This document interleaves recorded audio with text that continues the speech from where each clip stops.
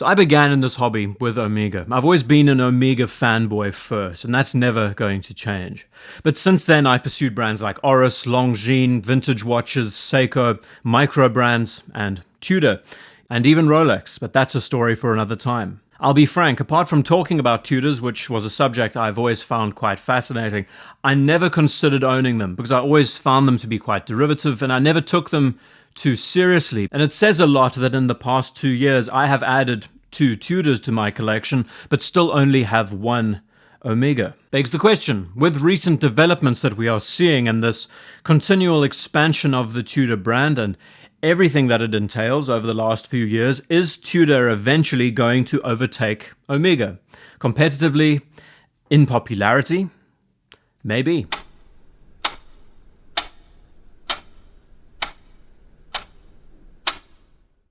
Everybody enjoys a good underdog story. There's nothing quite like a newcomer proving that they can compete or even surpass the veteran. And the great thing about this story is that we have been a part of Tudor's revival ever since 2012. How they restarted over a decade ago and produced watches that have become so incredibly popular. And as they have climbed, so have their ambitions, incrementally improving designs, improving tolerances, improving finishes, from micro adjustments to T-fit, from ETA calibers to in-house. And now with METAS certification becoming the new timekeeping standard that they are hoping to meet. Omega, on the other hand, they have been in this game for far longer. They have, no question, more original designs, a better history, and are far more unique as a brand. Compared to Tudor, we cannot say that Omega hasn't been ambitious over the years. They have made improvements in many areas and brought out some gorgeous pieces, and their standards are really high when it comes to timekeeping, robustness, and looking at their watchmaking in general, they are leagues and bounds ahead in this department. Their watches are arguably more beautiful and their movements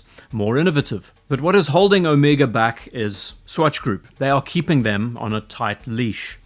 But they also have carte blanche to use Omega's great designs to produce things like the Moon Swatch. And there are many other contributing factors that have been affecting Omega over the years. Now this needs to be said first. I don't think Tudor will ever fully lose that status of being a brand under Rolex. The poor man's Rolex, an imitator, producing nothing more than derivative Submariner designs. It's a name that most likely will be criticized until the end of time, and as we have seen this brand develop, we notice that they are pinpointing and fixating on very specific Rolex-related traits that are making their watches so incredibly popular. I guess it's difficult to look back in hindsight and wonder what the brand would be like if the Black Bay or the Pelagos did not exist, and if the North Flag was left to flourish.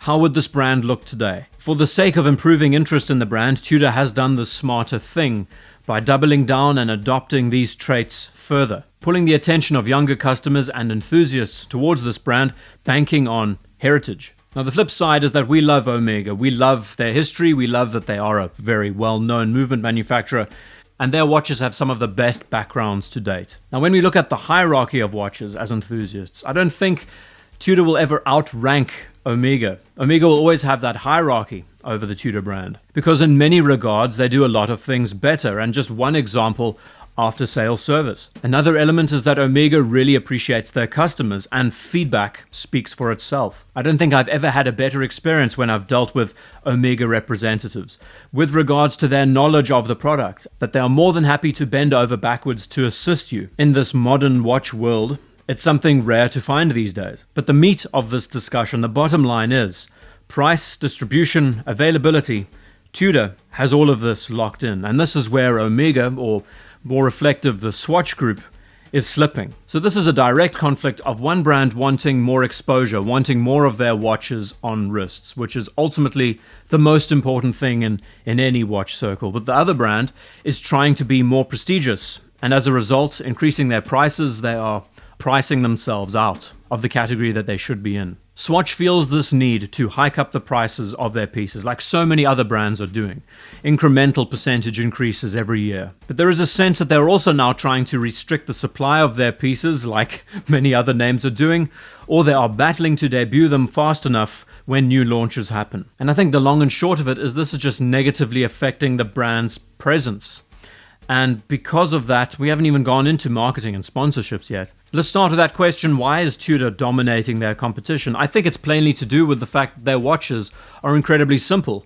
They're very bare bones, they're not trying to do anything too elaborate. Having that Rolex-related inspiration in the background doesn't hurt their chances either. They're producing watches with good sizes and aim at mid-sized options instead of larger sizes like 42 and 44. And they are improving their choice of materials and manufacturing techniques. What I do admire is that they are performing the way that Hans Wilsdorf envisioned. They are available and can relatively be found at authorized dealers on the day of their launch. But the most important aspect of all is that their price directly reflects the kind of watch that you are receiving.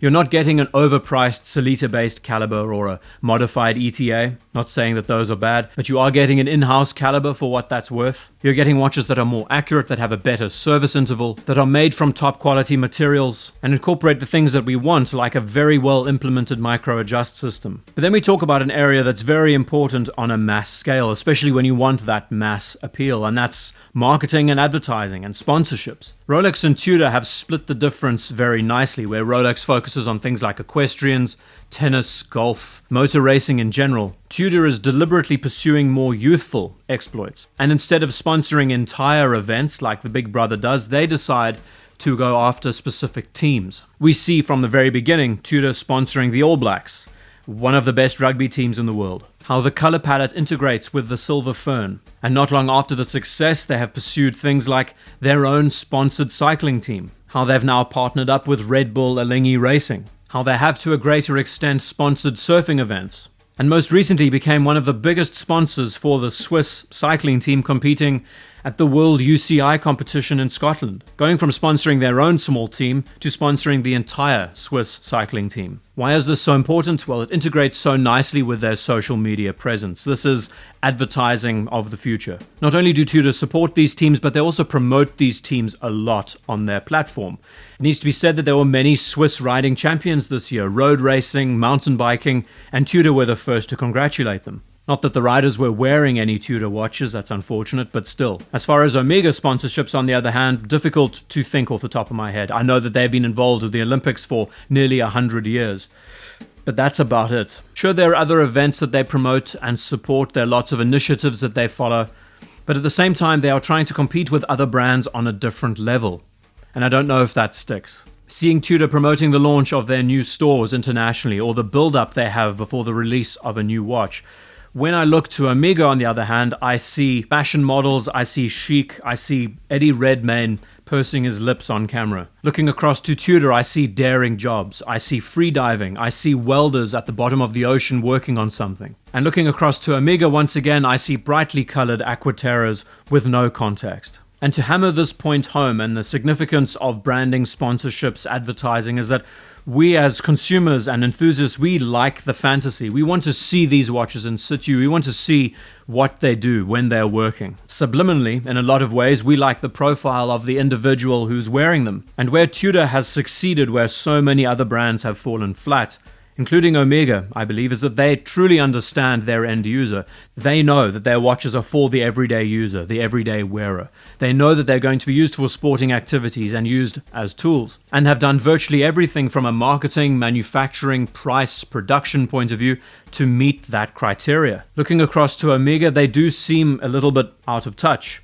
They want that dress formality. They want that sports element. They want their watches to be higher priced to meet the requirements from other brands. The main advantage that they have over Tudor is design and manufacture and history. They do produce higher quality watches in many areas, but they struggle to get that across to the end user, ultimately through marketing and advertising. But at the same time, increasing the prices of their watches that are making them harder to justify. From all of this, their exposure is lacking. And if this continues, people will move elsewhere. Popularity is an interesting thing, and the real irony is that it's not always genuine. In fact, more often than not, it isn't. Popularity stems from word of mouth and testimonials. And if you can continually improve your product range, not only from a manufacturing side, but also how it is portrayed and how it is utilized by an end user, you have a winning product. So is Tudor going to overtake Omega? Time will tell. Popularity-wise, I think they already have it. Tudor will always be seen as Rolex's cousin, and since they know that that won't change, what they're doing is a far better approach. Instead of pursuing status and regality, Tudor is opting for fun and extracurricular activities. Omega, on the other hand, doesn't seem to be changing their tact much, and I think Swatch believes that their presence and their historic name is good enough. As that Omega fan, I want to see them give us more for less, if possible. But it's safe to say that, on the other hand, Tudor is relentless in their pursuit of world domination, and I'm constantly returning back to this brand thinking this is only the beginning. It's quite bold to say, I would say it's sacrilegious to say that Tudor is going to outcompete Omega. They are completely different watches. But we've seen over the course of this year that Omega is having a bit of a rough patch. And it's difficult to know what they're doing, what they're planning, if anything is going on behind the scenes. With regards to mass appeal, mass interest, I think Tudor has done something quite groundbreaking in this regard. And just judging by how positively they are being received year after year, it points to that. But I want to know your thoughts on the subject. Do you think that Omega has overstepped their mark and need to be reined in? Or the Tudor, that it's an inevitability that they are going to become one of the top brands in years to come? Thank you for taking the time to watch this video. See you in the next one.